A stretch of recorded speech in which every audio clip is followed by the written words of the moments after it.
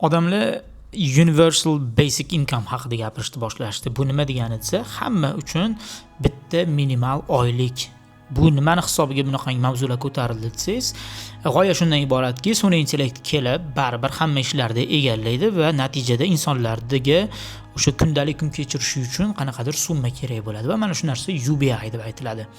Va bu narsa odamlarning ehtiyojlarini qoplaydigan bo'ladi deydi. Xo'p, shu narsa zo'r emasmi yoki yaxshi emasmi o'zi aslida ishlamasdan tasavvur qiling, faqat pulni o'zi kelib turaversa.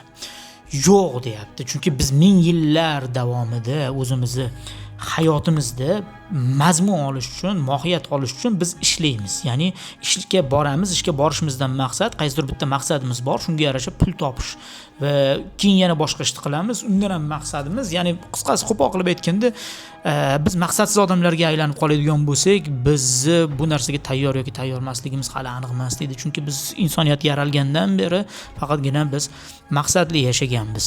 Va mana shu paytda meni o'zimni tushunchamda haqiqiy dindor odamlar yoki bir yashashdan o'zi umuman maqsad, mazmun topgan odamlargina omon qoladi deb o'ylayman. Chunki boshqalar qo'pol qilib aytganda kayfga berilib ketadi.